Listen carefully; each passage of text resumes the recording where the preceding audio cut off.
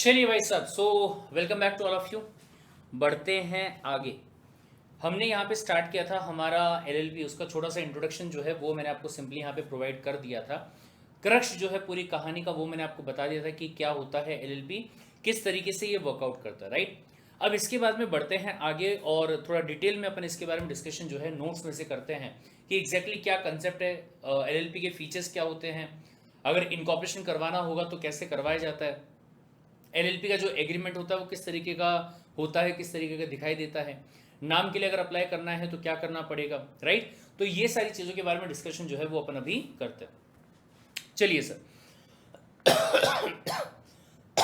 सबसे पहले अगर मैं कंसेप्ट ऑफ एलएलपी के बारे में बात करूं तो ये मैं आपको बहुत ही अच्छे तरीके से ऑलरेडी बता चुका हूं। क्या बताया मैंने आपको कि भाई साहेब बेसिकली ये आपका एक ऐसा बिजनेस व्हीकल, मतलब बिजनेस करने का एक साधन है जो कि आप थोड़ा कॉर्पोरेट नेचर का कह सकते हैं।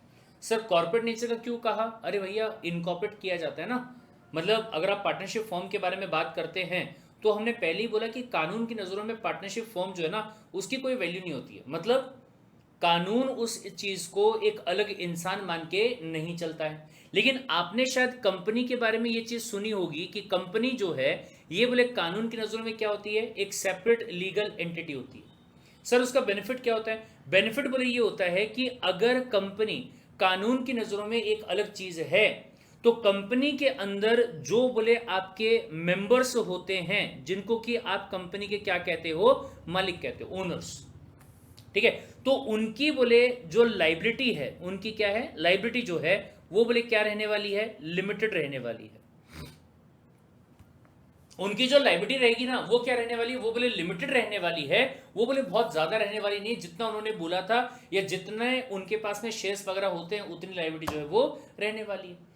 तो बोले सर ऐसा पार्टनरशिप फॉर्म में क्यों नहीं किया जा सकता, राइट। तो उसके बेसिस पे मैंने आपको बताया कि एलएलपी की बात अगर आप करोगे तो ये एक ऐसा बिजनेस व्हीकल है जो पहली बात तो कॉर्पोरेट नेचर का है, दूसरी बात इसमें बोले पार्टनरशिप फॉर्म के भी फीचर्स हैं और साथ ही साथ जो बोले आपकी कंपनी होती है जहां पे मेंबर्स की लायबिलिटी लिमिटेड वाली होती है उसके जो फीचर्स है वो भी बोले हैं।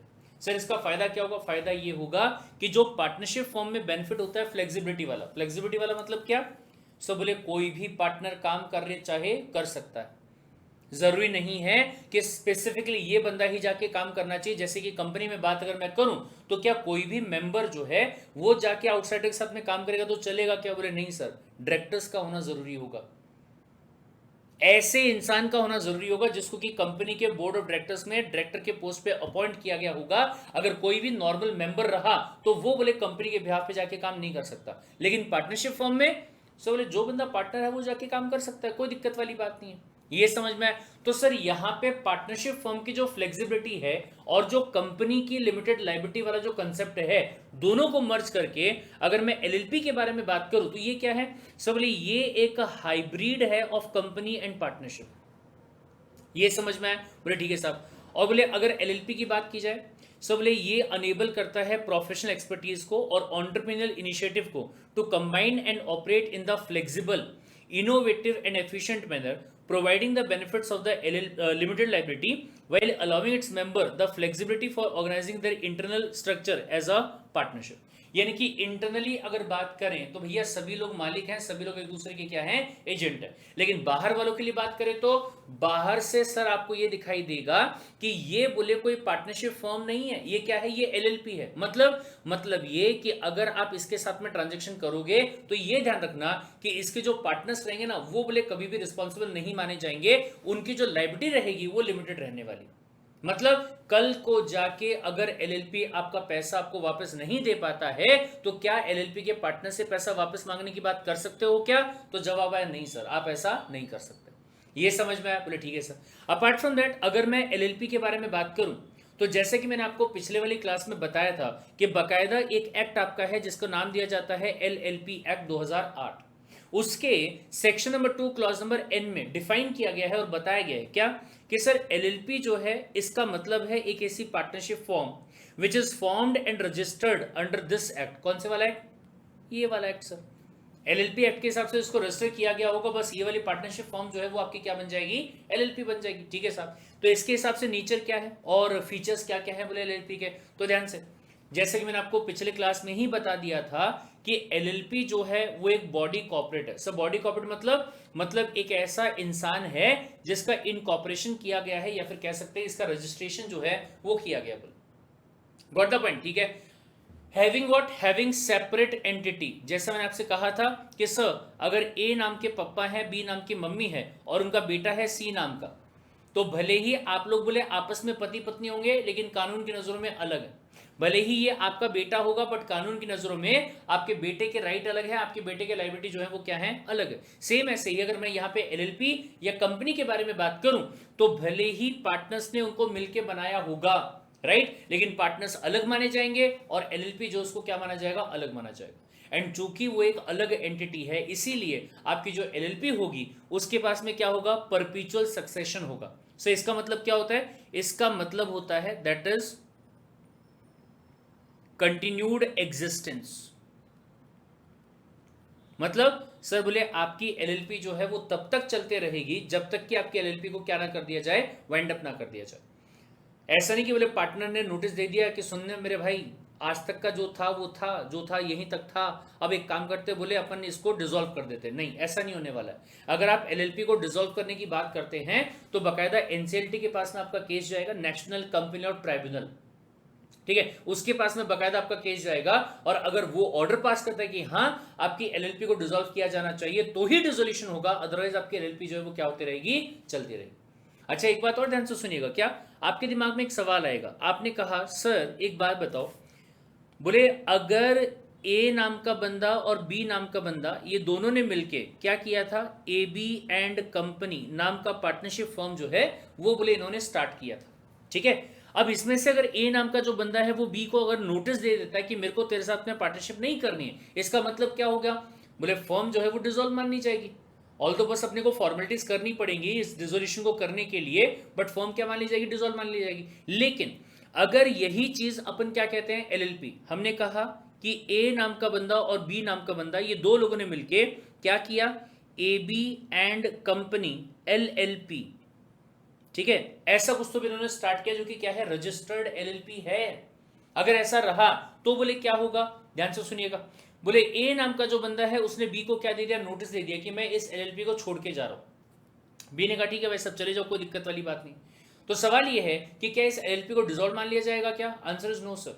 तो सर बोले अगले 6 महीने में बी क्या करेगा, किसी नए बंदे को ढूंढेगा, उसको कहेगा देख भाई ऐसी ऐसी एलएलपी है जिसका नाम है A B company LLP, right, क्या तुम इसके पार्टनर बनना चाहोगे, क्या उसको ऑफर दिया जाएगा, कितने महीने में देना पड़ेगा, ये ध्यान से सुनिएगा, अगले 6 महीने के अंदर, 6 मंथ्स, राइट, ये आपको देना पड़ेगा। अगर 6 महीने के अंदर दूसरा बंदा आपके साथ में ऐड हो जाता है तो आपका जो एलएलपी रहेगा वो बिना किसी प्रॉब्लम के आगे कंटिन्यूड होते रहेगा, कोई दिक्कत वाली बात नहीं है।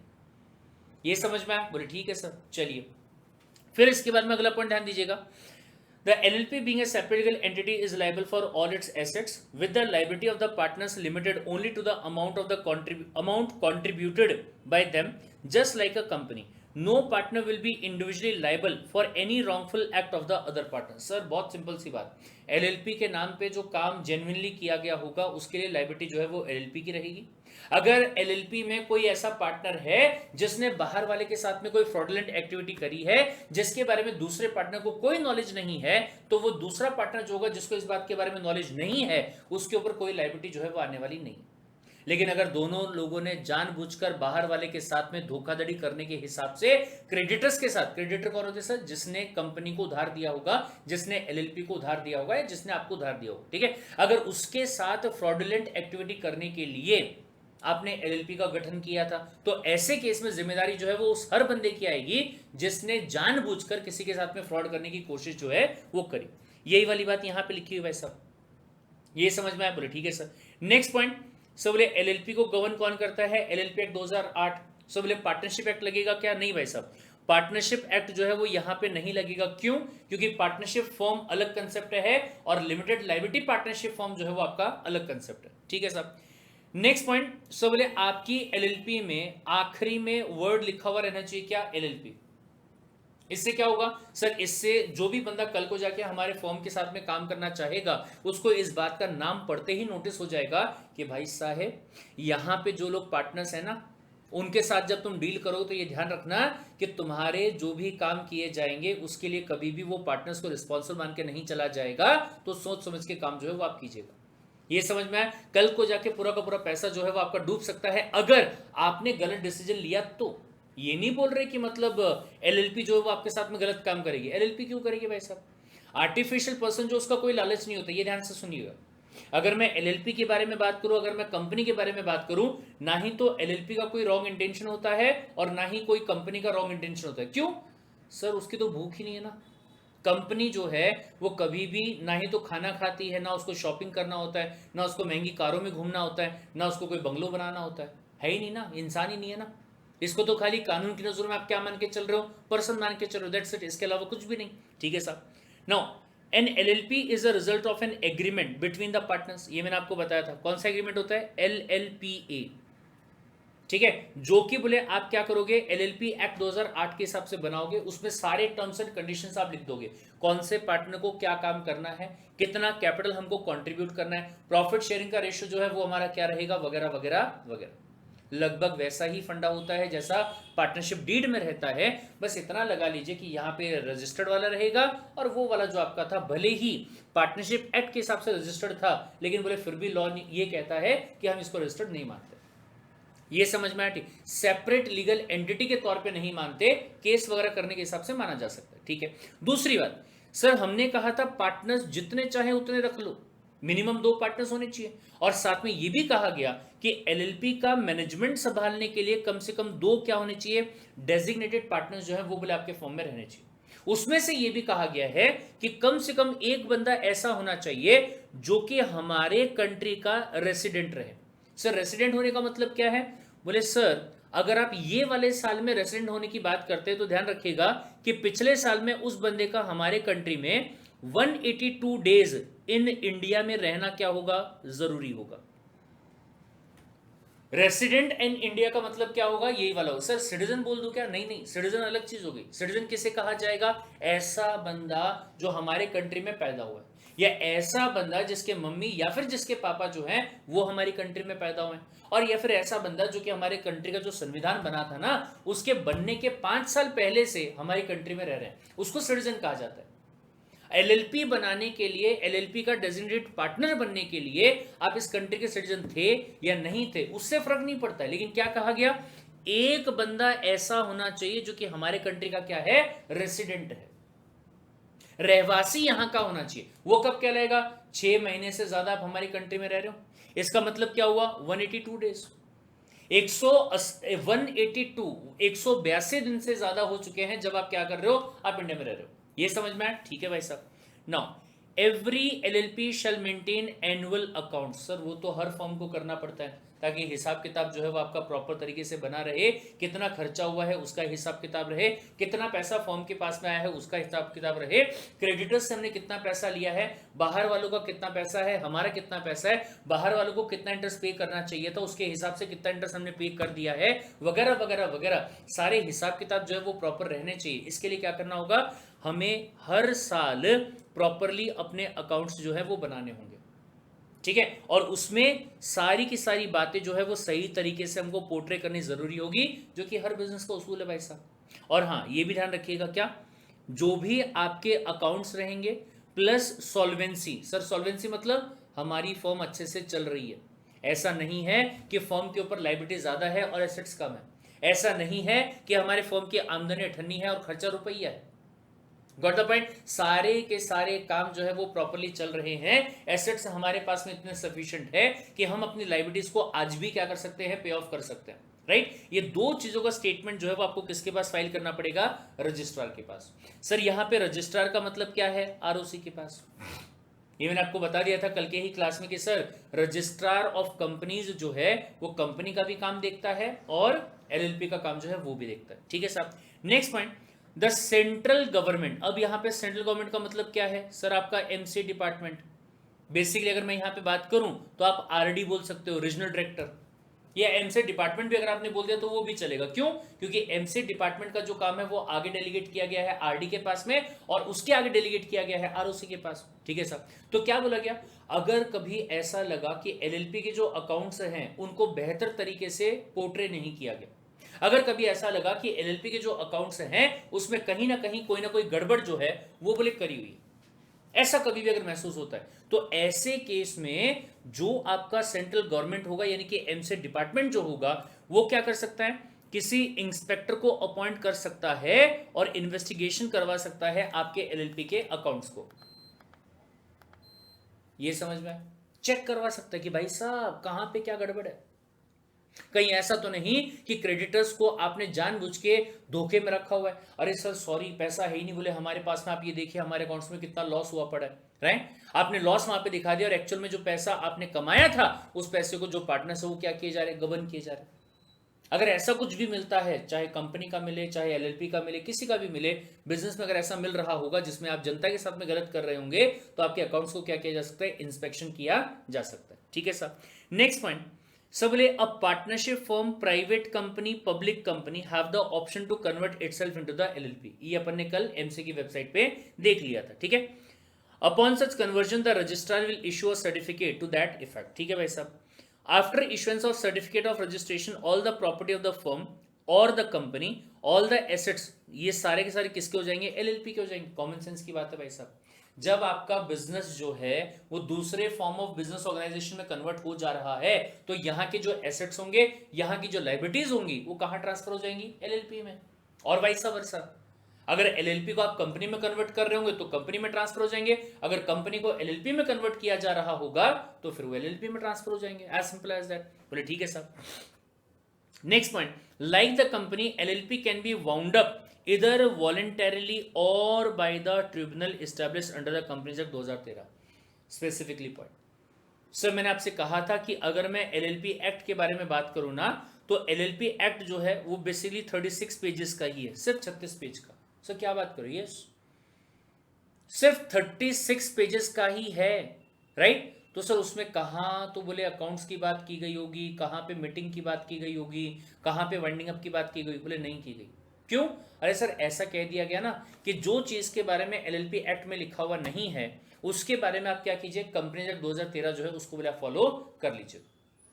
ये समझ में आया? तो कल को जाके अगर आपको एलएलपी को वाइंड अप करना पड़े, सर वाइंड अप करने का मतलब क्या है, मैं बता चुका हूं आपको पहले, वैसे तो भी वाइंड अप करने का मतलब ये है कि आप आपकी एलएलपी के जो एसेट्स हैं उनको बोले मार्केट में बेच दोगे, उससे जो भी पैसा आपके पास में आता है उससे बोले लाइबिलिटीज को आप पे ऑफ कर दोगे, ठीक है, और जो पैसा सरप्लस के तौर पे बच जाएगा वो बोले आप पार्टनर्स को क्या कर दोगे, डिस्ट्रीब्यूट कर दोगे। ठीक है, एंड द फर्म और द कंपनी स्टैंड डिसॉल्व। ठीक है sir, the name of the नहीं सॉरी इधर वॉलेंटरली और bye tribunal. Sir voluntarily partners का बोलना डिसॉल्व कर देता है, तो आप क्या करोगे, आप एनसीएलटी के पास में एप्लीकेशन दे दो कि सर हमें डिसोल्यूशन करना है, वाइंड अप करना है, तो पहले वाइंड अप करवा दिया जाएगा फिर डिसॉल्व करवा दिया जाएगा। और या फिर अगर ये पता चलता है आपके क्रेडिटर्स जो है वो एनसीएलटी के पास में एप्लीकेशन कर देते हैं कि हमारी एलएलपी में काम प्रॉपर्ली नहीं चल रहा जिसको हमने पैसा दिया था, या कोई पार्टनर जो है वो एनसीएलटी को जाके बोल देता है कि सर मुझे डाउट है, सर मुझे दूसरे वाले पार्टनर पे डाउट है कि एलएलपी के नाम पे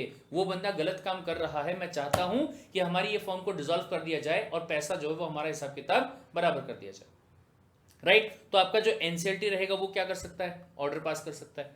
ठीक है sir, the LLP act 2008 also enable the central government to apply the provision of companies act wherever it thinks appropriate. ये भी मैं आपको पहले बता चुका हूं, ये समझ में आया क्या भाई साहब, बोले ठीक है सर। अब अगला जो पॉइंट है उसके बारे में बात करते हैं, that is what advantages of the LLP and disadvantages of the LLP. Sir अगर मैं कंपनी के कंपैरिजन में बात करूं ना तो इसको फॉर्म करना आसान है। सर क्यों ऐसा, क्योंकि कंपनी में अगर आप बात कराओगे तो आपको मेमोरेंडम बनाना पड़ेगा, आर्टिकल ऑफ एसोसिएशन बनाना पड़ेगा। कंपनी की अगर आप बात करोगे तो आपको वहां पे एक प्रैक्टिसिंग कंपनी सेक्रेटरी को अपॉइंट करना पड़ेगा जो कि आपको सारे फॉर्मेलिटीज करके देगा। कंपनी की अगर आप बात करोगे तो आपको बकायदा शेयर सर्टिफिकेट जो है वो इशू करके देना होगा ताकि कंपनी के जो मेंबर्स हैं उनको क्या किया जा सके, शेयर्स अपने अलॉट किया है वो दिखाया जा सके। अपार्ट फ्रॉम दैट बहुत सारे बोले आपको जो रजिस्टर वगैरह हैं वो सब भी बोले आपको बनाने पड़ेंगे। लेकिन वहीं पे अगर मैं एलएलपी की बात करूं तो सब बोले फॉर्मेलिटी आपकी बहुत ही सिंपल सी है। सबसे पहली बात एक बोले आप रन नाम का फॉर्म जो है वो फाइल करो आरओसी के पास में, और कौन सा नाम आप चाहते हो आपकी एलएलपी का, उसका अप्रूवल जो है वो बोले आप ले लो। फिर उसके बाद में एक फॉर्म आपका आता है जिसका नाम आता है फिलिप, FILLIP, राइट। ये वाला फॉर्म आप फाइल कर दो और इनकॉर्पोरेशन जो है वो करवा लो, और बदले में आपको क्या मिल जाएगा, सर्टिफिकेट ऑफ इनकॉर्पोरेशन जो है वो आपको मिल जाएगा। अगर कंपनी की बात करोगे तो कंपनी को इनकॉर्पोरेट करने के लिए फीस जो है वो ज्यादा लगेगी, और एलएलपी जो है इसको इनकॉर्पोरेट करने के लिए फीस जो रहेगी वो आपकी क्या रहेगी, कम रहेगी। ठीक है, तो फॉर्म करना, एलएलपी को फॉर्म करना बहुत ही आसान है अगर मैं कंपनी के कंपैरिजन में बात करूं तो। अगर पार्टनरशिप फॉर्म के कंपैरिजन में बात करोगे तो थोड़ा सा मुश्किल है, बट अगर मैं कंपनी के कंपैरिजन में बात करूं तो क्या है, आसान। ठीक है, दूसरी बात लायबिलिटी। सर ये बेनिफिट पाने के लिए ही तो हमने पार्टनरशिप फॉर्म जो है उसके जगह पे एलएलपी बनाने की बात करी। सर पार्टनरशिप फॉर्म में जो पार्टनर्स आपके रहेंगे ना, उनको हो सकता है कि रातों को नींद ना आए। क्यों, हमेशा डाउट रहेगा। अगर हमारी फर्म जो है वो आउटसाइडर्स को, हमारे क्रेडिटर्स को पैसा पे नहीं कर पाई तो वो लोग मेरे घर तक आ सकते हैं, वो लोग मुझे बोल सकते हैं कि तुम पैसा पे करो, और अगर मैं पैसा उनको पे नहीं कर पाया तो जो मेरा घर है वो भी नीलाम हो सकता है।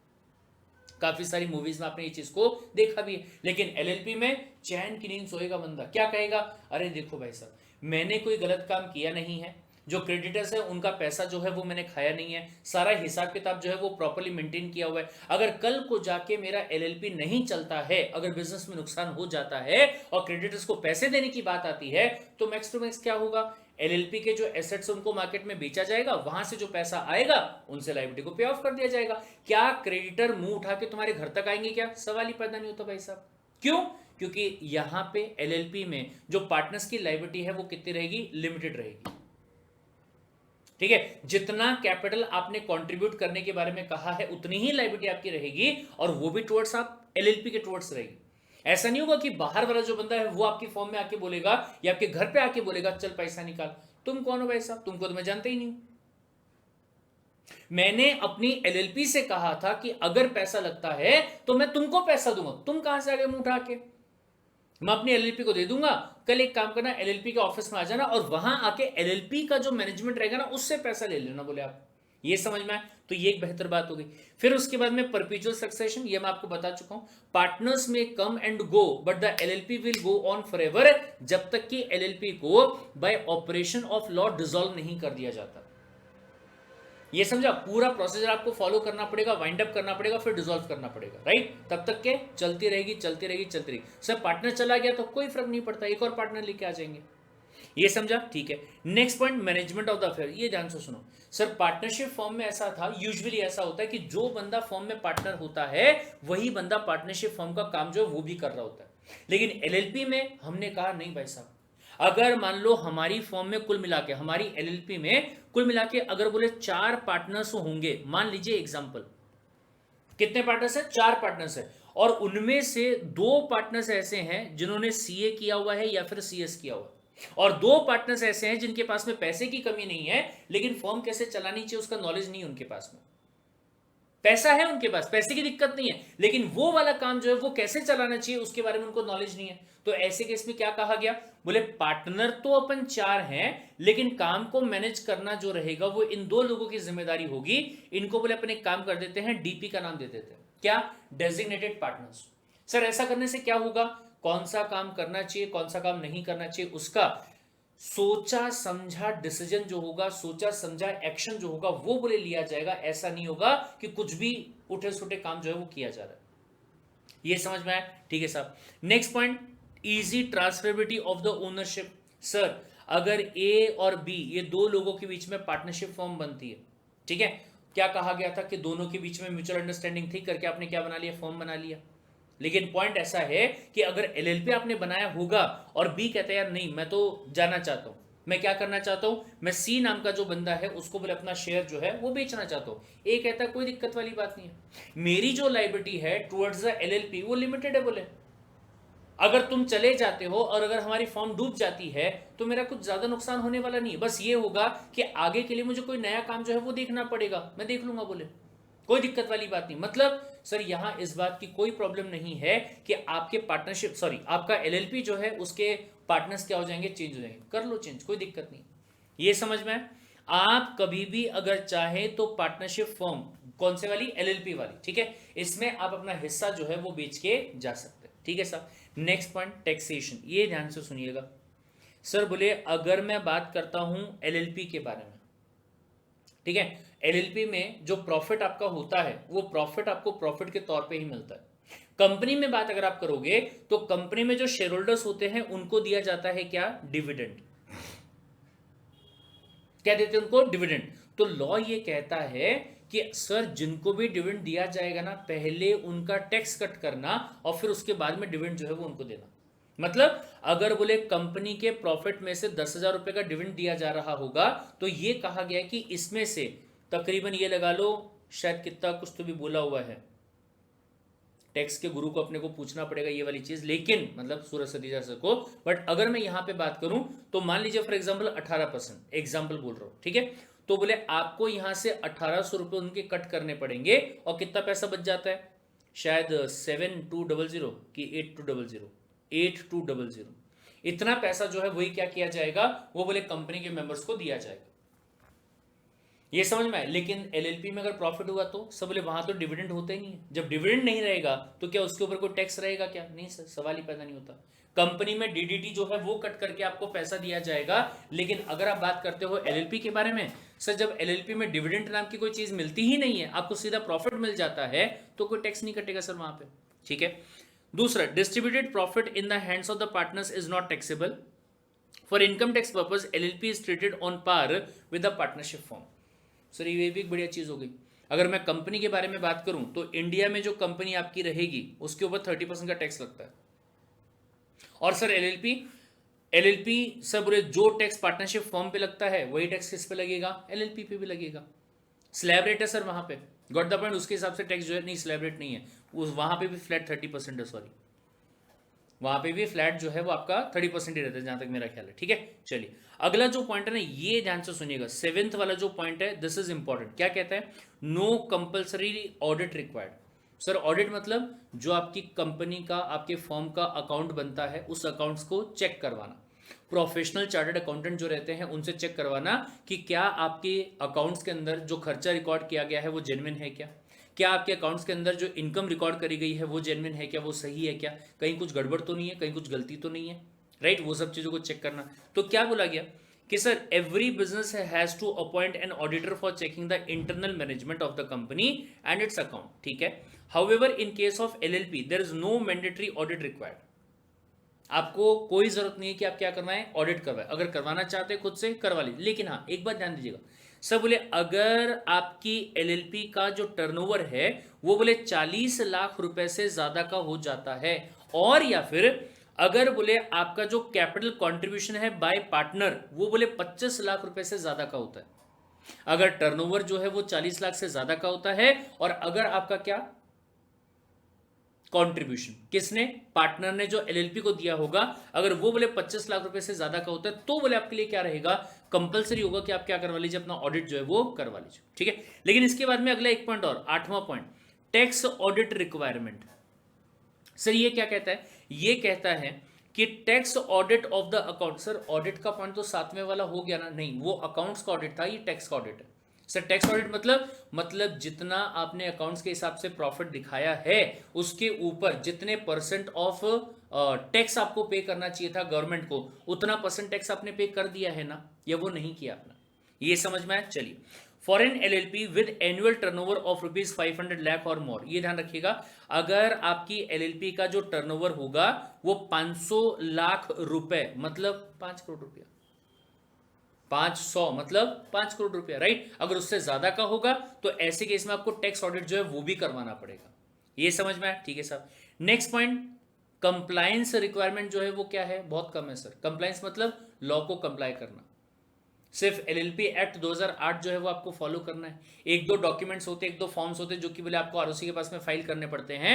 वहीं पे अगर मैं कंपनी के बारे में बात करूं, सर कंपनी में तो आप ऐसा लगा लो कि अगर पत्ता भी हिला तो भी आरओसी को जाके बताना पड़ता है।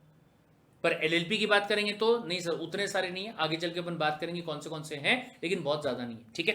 क्या कहते हैं? An LLP is much easier and cheaper to run than a company as there are just few compliances every year, ठीक है। On the other hand a company has a lot of compliances to fulfil, उसमें पैसा भी ज्यादा लगेगा भाई साहब। Compliance जितनी बार आप आरओसी के पास में करने जाओगे तो साथ में फीस जो होगी, कंप्लायंस फीस जो होगी वो आपको पे करनी पड़ेगी, तो वो भी आपको लगेगा। फिर इसके बाद 10वां पॉइंट जो वो भी ध्यान दीजिएगा, इनकम टैक्स का ड्यू डेट। सर जितने भी लोगों को टैक्स पे करना पड़ता है, ये ध्यान से सुनिएगा, जिनका ऑडिट करवाना जरूरी होता है उनको कहा गया 30th ऑफ सितंबर। जिनको ऑडिट करवाना जरूरी नहीं होता है, एग्जांपल इंडिविजुअल मेरे जैसे लोग, क्या कहते हैं सब बोले 31 ऑफ जुलाई तक आपका जो टैक्स है वो बोले पे हो जाना चाहिए, उसका फाइलिंग वगैरह जो होगा वो हो जाना चाहिए। ये समझा? तो सर बोले एलएलपी के बारे में क्या कहा गया, ये ध्यान से देखिएगा। सर बोले वैसे तो होता है 31 ऑफ जुलाई, लेकिन अगर आपका टर्नओवर 40 लाख से ज्यादा का होगा मतलब आपको ऑडिट करवाना पड़ गया। बोले हाँ सर, तो ऐसे केस में आपको टैक्स का जो ये रहेगा फाइलिंग जो आपको करना होगा वो करना पड़ेगा 30th ऑफ सितंबर तक। लेकिन आगे और सुनिएगा क्या, the LLP who have done international business, अरे बाप रे बाप, अगर ये वाले साल में आपने कोई ऐसा ट्रांजैक्शन किया होगा जो कि इंडिया के बाहर की कंट्री के किसी क्लाइंट के साथ में हुआ होगा, तो क्या बोला गया, आपको बोले फॉर्म नंबर 3CB जो है वो फाइल करना पड़ेगा, जो कि एक चार्टर्ड अकाउंटेंट से क्या होना चाहिए, अप्रूव्ड होना चाहिए। And the due date of filing the income tax in such case is 30th of November of every year. Sir जो एलएलपी का काम इंटरनेशनल लेवल का होगा उसको बोले टाइम और एक्सटेंड करके दे दिया गया, क्या कहा गया है, 30th ऑफ नवंबर तक आपको क्या करना है, इनकम टैक्स का फाइलिंग जो है वो बोले आपको करना है। ये समझ में आया? बोले ठीक है भाई साहब। फिर इसके बाद में अगला पॉइंट, फ्लेक्सिबल एग्रीमेंट। सर आपको एग्रीमेंट चेंज करना है, जब आप चेंज करना चाहो तो कर सकते हैं पार्टनर्स के अप्रूवल से। सर इसके लिए क्या बहुत लंबा चौड़ा फंड अपने को करना पड़ेगा? नहीं सर, पार्टनर्स की मीटिंग करवा लो, उसमें आपस में डिसाइड कर लो। लेकिन कंपनी में अगर चेंज करना हो तो सर पहले कंपनी के बोर्ड ऑफ डायरेक्टर्स का अप्रूवल लेना पड़ेगा, जिसे बोर्ड रेजोल्यूशन कहा जाता है। फिर उसके बाद में कई बार ऐसा भी हो सकता है कि कंपनी के जो मेंबर्स रहेंगे उनका अप्रूवल लेना पड़ेगा, जिसको ऑर्डिनरी रेजोल्यूशन और या फिर स्पेशल रेजोल्यूशन नाम जो है वो दिया जाता है। लंबा चौड़ा काम रहेगा। लेकिन एलएलपी में एक मीटिंग बुलाते हैं, फटाफट 4 लोग पार्टनर है, बोले अपन 4 में से 3 लोगों ने हाँ बोल दिया, चलो डन, ये वाला काम अपन कर लेते हैं। या फिर अपने को अगर चेंज करना होगा एग्रीमेंट को तो वो अपन कर सकते हैं। ये समझ में आया? The partners are free to draft the agreement as they please with regard to their rights and duties within the ambit of LLP act 2008। हाँ ये ध्यान रखिएगा कि एलएलपी एग्रीमेंट में जो भी बातें आप लिखोगे वो बोले एलएलपी एक्ट के अगेंस्ट में होनी नहीं चाहिए। अंडरस्टूड? फिर अगला सब बोले अगर वाइंड अप करना है, आसान है सर, प्रोसेस में आपको पहले ही सिंपली बता चुका हूं क्या करना होगा। एनसीएलटी के पास में अपने को वाइंडिंग अप के लिए पेटिशन मतलब एप्लीकेशन जो है वो बोले फाइल करना पड़ेगा। और अकॉर्डिंगली अगर एनसीएलटी को लगा कि आपका जो वाइंडिंग अप है वो जेन्युइन है तो अकॉर्डिंगली वाइंड अप जो है वो क्या कर दिया जाएगा, ऑर्डर कर दिया जाएगा, प्रोसेस करो और निपटाओ बोले। ये समझ में आया? चलिए नेक्स्ट आता है डिसएडवांटेजेस ऑफ द एलएलपी। ये ध्यान से सुनिएगा क्या कहता है, सब restricted access to the capital market. अगर आपकी कंपनी है आप शेयर्स को इशू कर सकते हैं और पैसा मार्केट से ले सकते हैं। अगर आपकी कंपनी है आप डिबेंचर्स मार्केट में इशू कर सकते हैं, पैसा ले सकते हैं। आप बैंकों के पास में जा सकते हैं, टर्म लोन ले सकते हैं, राइट। लेकिन अगर आप किसी को पार्टनर बनाने की बात करें, ठीक है, क्या एलएलपी जो है वो आईपीओ लेके आ सकती है? क्या जवाब आएगा नहीं sir. Limited liability partnership form जो है वो आईपीओ लेके नहीं आ सकती है। मतलब ऐसा नहीं कर सकती कि भाई साहब आईपीओ लेके आ गए, किसी को भी क्या बना लिया, अपना पार्टनर बना लिया। ये समझ में आए? तो अगर आपको मार्केट से पैसा लेना होगा, आपके पास में सबसे बड़ा रास्ता ये रहेगा कि बैंकों के पास में आप जाइए, उनको जाके ये बताइए कि कौन सा काम आप लोग करते हैं और वहां से फंड जो है वो आप रेज कर सकते हो। ये समझ में आए? क्या आप कैपिटल मार्केट को एक्सेस कर पाओगे क्या? तो इसका जवाब क्या आता है, नहीं सर, आप ऐसा नहीं कर पाओगे। LLPs are small form of the business and can not get its shares listed in any stock exchange through the initial public offer. IPO नहीं लेके आ सकते बोला, ठीक है। With this restriction the LLP may find it difficult to attract outside investors to buy their share. मतलब capital contribute करने के लिए आप लोगों को अट्रैक्ट नहीं कर पाओगे कि आ जाओ तुम सारे के सारे लोग जो है हमारे एलएलपी में पैसा जो है वो लगा, ये नहीं कर पाओगे, ठीक है। दूसरी बात, right of the partners. Sir LLP can be structured in such a way that one partner has more right and the other has less right. ये किया जा सकता है। क्यों? अरे सर जिसने ज्यादा पैसा लगाया होगा शायद वो बोलेगा मेरे को ज्यादा अधिकार चाहिए, हो सकता है ऐसा, ठीक है। So it isn't one vote पर शेयर सिस्टम। कंपनी में बात अगर आप करोगे तो उसमें क्या कहा जाता है कि अगर आपके पास में एक शेयर है तो आपके पास में कितना वोट है, एक वोट है, राइट। लेकिन अगर मैं यहां पे एलएलपी के बारे में बात करूं, एक पार्टनर ऐसा है जिसने 90% क्या किया है, इस फॉर्म में इन्वेस्ट किया है, तो वो क्या कहेगा, मैं डिसाइड करूंगा कौन सा काम किया जाना चाहिए, कौन सा नहीं किया जाना चाहिए। क्यों? सब बोले मेरे पास में 90% इन्वेस्टमेंट है। ये समझ में आया? ठीक है। So some lesser partner may feel compromised if the higher percentage holder choose to move the business in a particular direction. ये समझा? तीसरा point, public disclosure of LLP information. Sir ये ध्यान से, अगर आपका सोल प्रोप्राइटरशिप है या फिर अगर आपका पार्टनरशिप फर्म है, सर दुनिया को बताने की कोई जरूरत नहीं है कि आपके फर्म में क्या चल रहा है क्या नहीं चल रहा है। दुनिया को बताने की कोई जरूरत नहीं है कि इस साल आपने प्रॉफिट कमाया था या नहीं कमाया था, या कितना प्रॉफिट कमाया था या कितना लॉस जो है वो आपके पास में हुआ। लेकिन वहीं पे अगर आपका कोई भी इनकॉर्पोरेटेड एसोसिएशन है, फिर चाहे आप कंपनी के बारे में बात करो या फिर आप एलएलपी के बारे में बात करो, क्या करना पड़ सकता है आपको? बोले यहां पे एनुअल रिटर्न्स को फाइल करना पड़ेगा।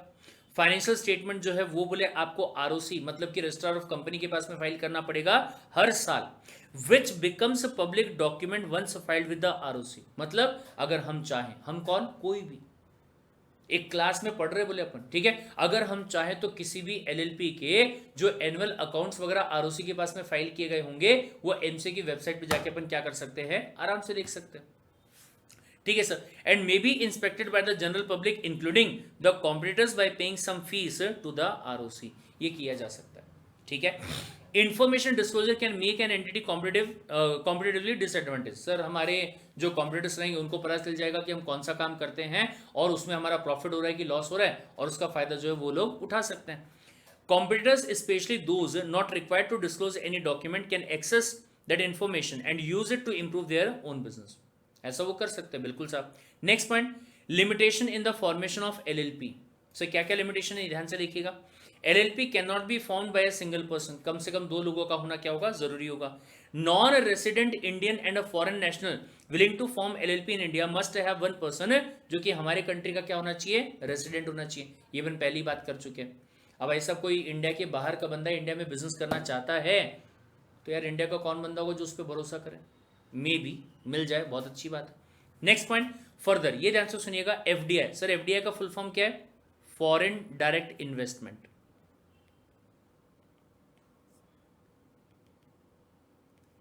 सर बोले अगर मैं यहां पे एफडीआई के बारे में बात करूं तो एलएलपी में बोले एफडीआई जो है वो अलाउड है। Under what, under government route.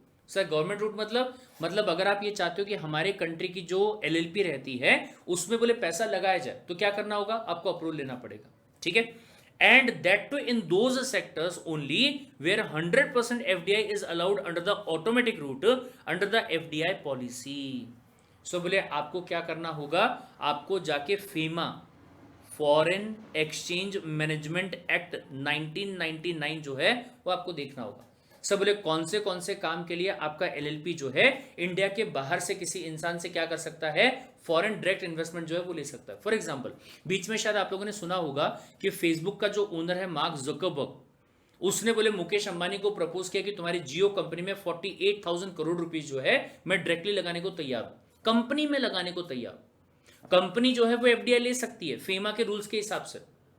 सवाल आता है कि अगर यही चीज एलएलपी रहता तो क्या एलएलपी भी एफडीआई ले सकता है क्या? बोले ले सकता है, लेकिन आपको क्या करना पड़ेगा, आपको गवर्नमेंट का अप्रूवल जो है वो बोले आपको यहां पे लेना पड़ेगा।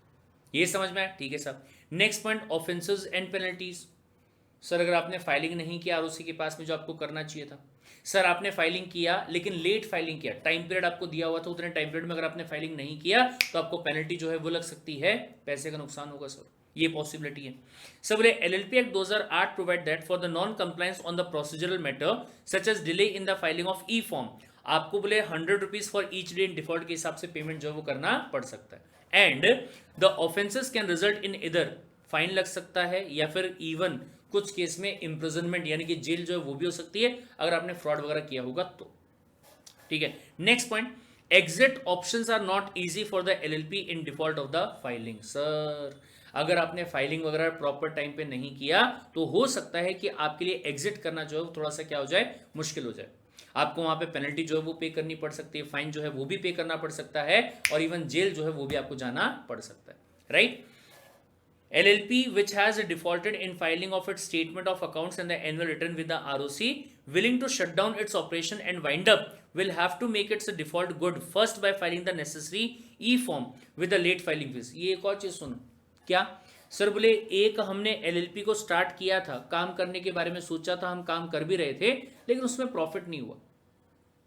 प्रॉफिट नहीं हुआ, हमने कहा चलो ठीक है कोई बात नहीं, अगले साल देखते हैं। अगले साल भी प्रॉफिट नहीं हुआ, उसके अगले साल भी प्रॉफिट नहीं हुआ। हमने क्या किया, हमने उसका काम करना ही बंद कर दिया, राइट। फिर हमने सोचा कि एक काम करते हैं, जो एलएलपी अपन ने बनाया हुआ है ना, इसको अपन क्या करते हैं, इसको बोले अपन वाइंड अप कर देते हैं और इसको एनसीएलटी के पास में एप्लीकेशन देके इसका डिसोल्यूशन नाम की जो चीज होती है वो कर देते हैं, खत्म करते हैं उसको, राइट। तो जब आप एनसीएलटी के पास में डिसोल्यूशन के लिए जाओगे ना, तो आरओसी को भी इसका इंटीमेशन दिया जाएगा। आरओसी क्या बोलेगा, सर 2 साल हो गया, 2 साल से इस एलएलपी ने क्या नहीं किया, फाइलिंग नहीं किया सर, अकाउंट्स के बारे में बताया नहीं। तो क्या कहा जाएगा, पहले आरओसी के पास में फाइलिंग करो, उसके लिए जो नॉर्मल फीस आपको पे करनी होती है वो भी आप पे करो, प्लस जो 2 साल का आपने लेट काम किया है उसका जो लेट फीस रहेगा वो भी बोले आपको पे करना पड़ेगा। भले बताओ, जहां हमारे पास में प्रॉफिट नहीं आ रहा है, हम अपने धंधे को बंद करने की बात कर रहे हैं, हम ये ऑर्गेनाइजेशन को बंद करने की बात कर रहे हैं, उसके लिए भी क्या करना पड़ेगा, खर्चा करना पड़ेगा। यस,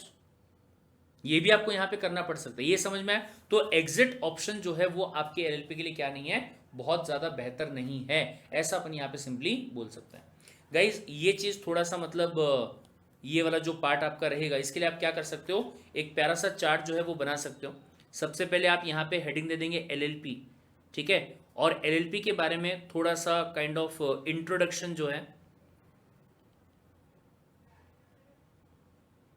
ये आप यहां पे दे देंगे, और फिर इसके बाद में एक एरो दे के 2 एरो इसके नीचे आप सिंपली दे दीजिए, जिसमें से एक में आप बात करेंगे एडवांटेजेस के बारे में, ठीक है, और दूसरा आप यहां पे बात करेंगे डिसएडवांटेजेस के बारे में।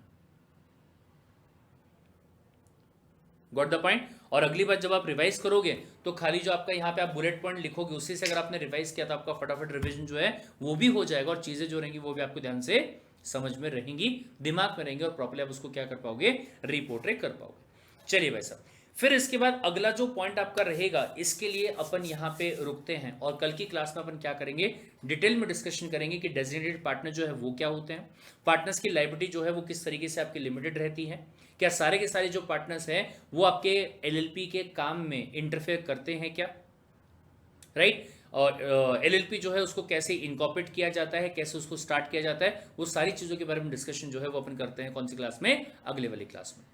Got the point, done.